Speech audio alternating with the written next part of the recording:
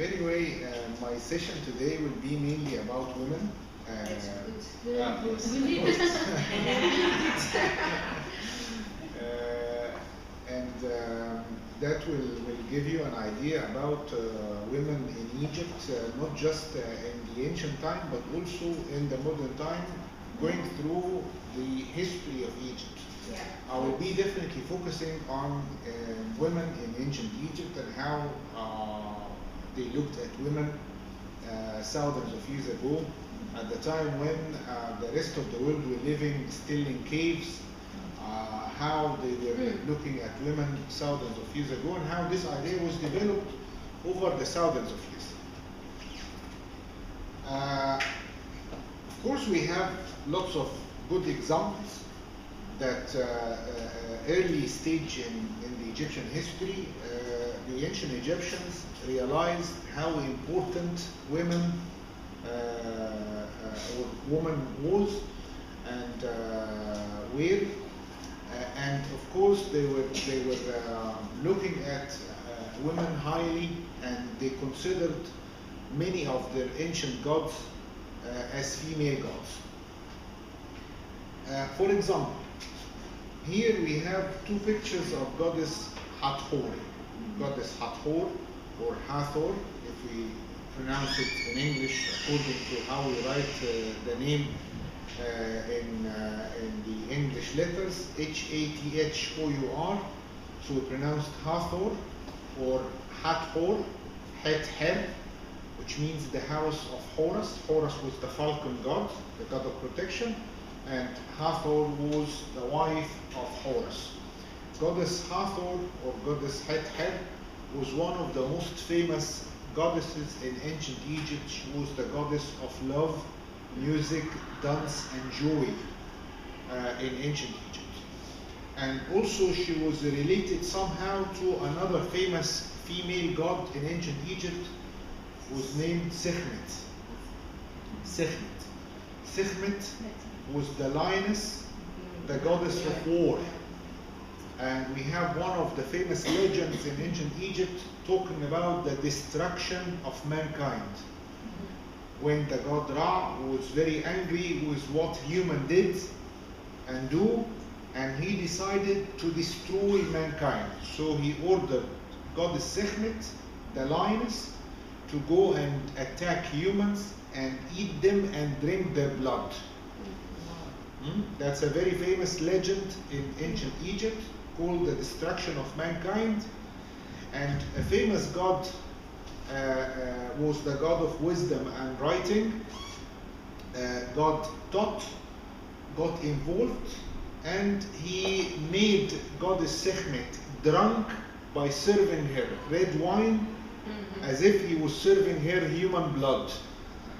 So he made her drunk, and when she woke up the following morning, she turned to be the cow goddess, goddess Hathor, the goddess of love, music, and dance. So that would tell you at the very early stage how they were looking at the females and women in general.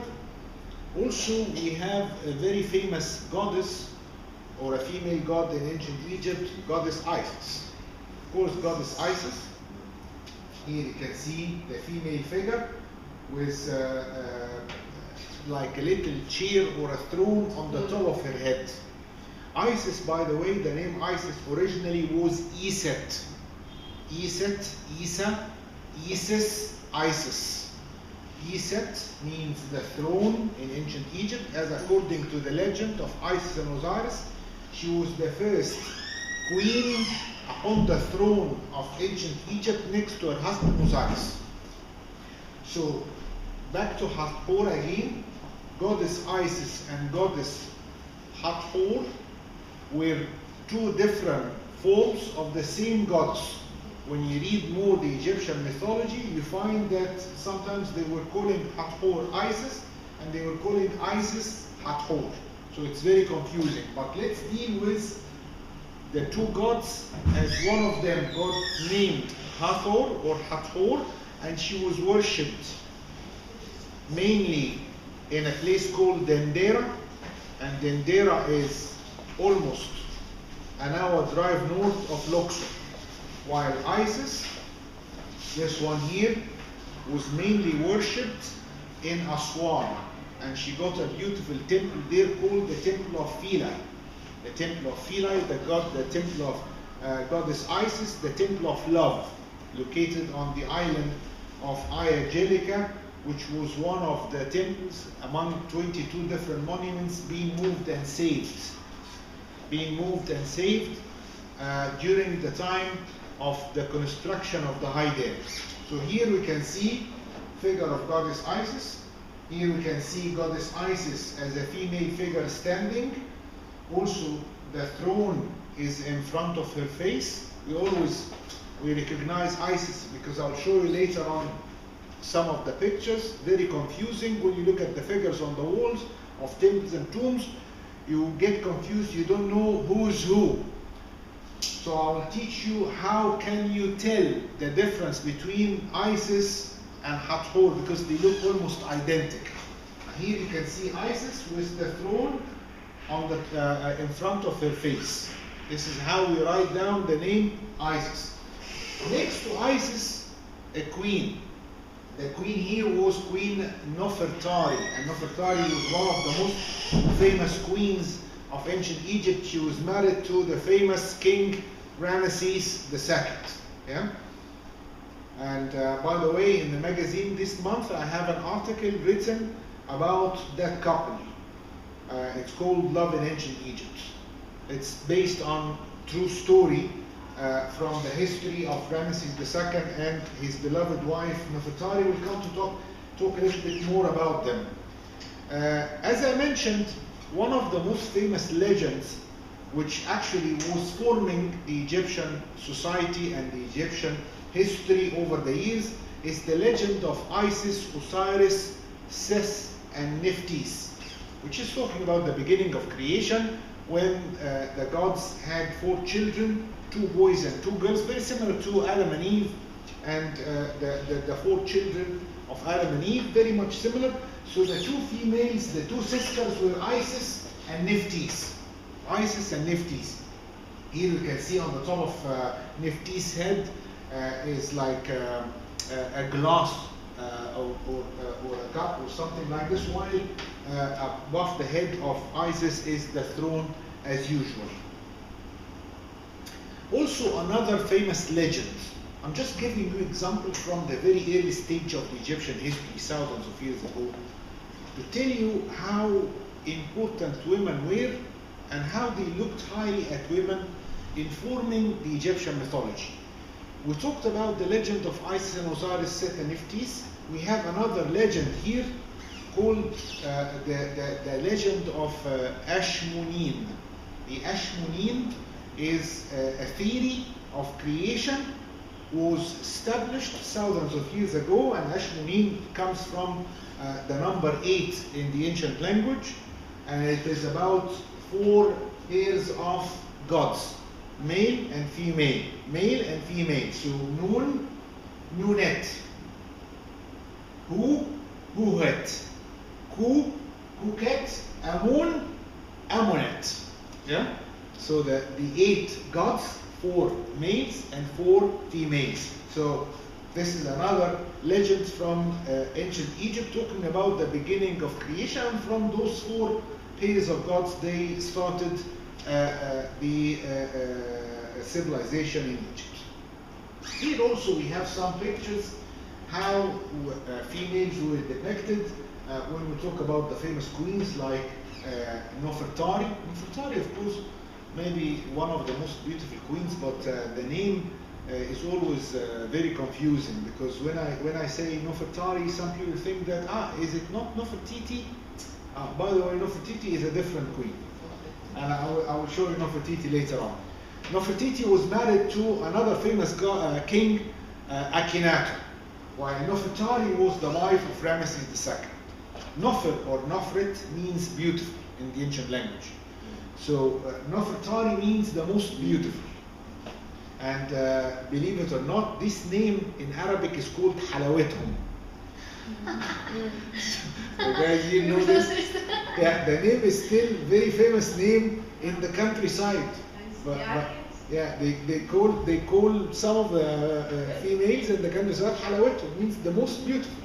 Yeah, so Nofertari, the most beautiful, or halawatهم, and Nofertiti was the beautiful Titi, the wife of Akhenaten. Here you can see Tutankhamun and his wife, and look at the size, equal size. We'll come to talk about the equal size because I'm sure that some of you would think in a wrong way about females in ancient Egypt or in Egypt in general. So here, this is Nofertiti. The other one was Nofertari. Yeah? This one is Nofertiti. The famous one, which is now the famous bust in Berlin Museum. Yeah, that's the famous one. And she's from the 18th dynasty, while Nofertari from the 19th dynasty. What sort of era we're talking about? We're talking about around 1400, 1300 BC. Yeah, so Nofertiti was 1400 BC, Nofertari 1300 BC. So there is almost like 100 years difference between the two of them, but both of them lived at the time which is known as the New Kingdom of ancient Egypt, or the Pharaonic Egypt. Okay, some of you will say, well, you're talking about queens, you're talking about gods. What about the ordinary people like me and you? Yeah, the commoners in ancient Egypt. How was it? Yeah, so I got you some pictures here from the tombs also to show you that was a great cooperation always between the male and the female. And it's amazing to see that more or less the same thing is happening until today. So if you walk along the River Nile in Cairo, or definitely in the countryside, you find like small fishing boats. You find fishermen with their wives on the same boat, working hand in hand. They wake up early in the morning and start fishing the Nile and so on. When you go down to the fields and the countryside in Upper Egypt or in the Delta, you'll find the farmers and their wives working hand in hand. Not just the farmers and their wives, but also the children's kind of a family business. Yeah? Which was one of the main problems facing the government when they established the new law concerning education in 1950. 1950, they established a new law making education compulsory for the children from the age of 5, 6, for 6 years of elementary education, which was developed later on to be 9 years. So when they started this law, it was very difficult to convince the families in the countryside to send their kids to school. Why? Because they are counting on the kids to work in the fields. This is the reason why most of the families was very important for them to maintain large number of children. And when we talk about like family control and birth control and family planning, we talk about, let's say, Cairo here, the average number of kids per family is 1.7 or 1.6, while in the countryside, let's say in Luxor, Aswan, and Upper Egypt, we're talking about 7 kids per family. Yeah, 7 kids. So when we take the average of the whole of Egypt, thank God that Cairo is the most crowded city, so it has the majority of people living here in Cairo and Alexandria, with the average 1.6, 1.7. So, and compare it to the rest of the country, so the total will be like 3.6. 3.6 children per family in Egypt. And we have been working hard for the last maybe 30 or 40 years to go down with this average to be only 2 kids per family. It takes lots of effort anyway. So here, these pictures from some of the tombs, actually from the New Kingdom, we're talking about nearly 1500 BC. Same Egypt. That's right. Just mentioned, you said Same Egypt, yeah? This is from a very famous tomb in Luxor, the west bank of Luxor, in what we call the Valley of the Workers. Maybe everybody knows the Valley of the Kings, the Valley of the Queens, yeah? And some of you would know the Valley of the Nobles. But what about the valley of the workers? The valley, it's beautiful. Beautiful. Yeah. It's heaven. The valley of the workers. Amazing. You know, ladies and gentlemen, most people are amazed when they go to see the pyramids and see the size of the temples, Karnak and Luxor, and they are astonished by the beauty of the tombs in the Valley of the Kings and the Valley of the Queens. But what is the secret of success of the ancient Egyptians? Is how they treated their commoners and the ordinary people, the farmers, the builders. When you think of builders, build their own tombs, and they decorated their own tombs in the Valley of the Workers, in my opinion, to be more beautiful, much more beautiful than the tombs of the pharaohs. I prefer also. Yeah, amazing. Smaller size, yes, because they were busy. They were working, building and decorating the tombs of their kings and queens. So in their free time in between, they were building their small tombs, maybe this size of this room. But it's beautifully decorated. Look at the colors. Yeah. So here you can see the size between the male and the female. They are always hand in hand. She's helping him, he's helping her, and they are working together. Yeah, it's like a team, either here or there. Here you can see more pictures. And now I'll show you something amazing. Yeah, we saw the farmers. Here we have the workers. And by the way, this statue is smaller than the iPad. Yeah, and it's in the Egyptian Museum. It is in the Egyptian Museum, and in my opinion, it is one of the most beautiful statues in the whole museum. Also, it is a small size, very small, this size, yeah, and it is for unknown person. She's a worker. She's just one of the commoners, but this statue is among collection of other statues of workers in different positions, different attitudes, which is reflecting how the ancient Egyptians were civilized as well. Touching another base in our conversation or our lecture today is how those people are civilized, because some people they read about ancient Egypt, or they watch programs on television, or they watch movies like Stargate or whatever, yeah, and it's cute, yeah, but well, I have to say that some people, they come with preconceived ideas that we've heard that the ancient Egyptians used to bury their servants alive with their kings and their queens in their tombs, so when they come back to the second life, they can use those servants to serve them in the afterlife. Where from you got this? It used to happen in other parts of the world, in Africa, the rest of Africa, in Latin America, in India. Yes, but never happened in Egypt. Why? Because they believed in their kings and queens as gods. They will come back to the second life as gods. So why on earth would they need to bury them alive to serve him in the afterlife? They can also only make statues of their servants, and they put the statues in their tombs. Yeah? So when the king comes back to the afterlife, he will make those statues real figures to serve him. So they put a statue of a female making wine, another one making bread, another one cleaning the house, another one carrying and transporting stuff. So when the king comes back to the afterlife, he will use his magic spell and magic formula and his power to make them real, so they come back to the afterlife and serve him. So they never buried anybody alive with the king and the queen like what happened in other parts of the world. Very important, this is a fact about ancient Egypt. So this statue, when I look at the statue of this female, beautiful female, she's half naked, she's topless, of course working in the heat and so on. It's much more comfy to work like this. But look at the expression on her face. The expression on her face, she's quite serious.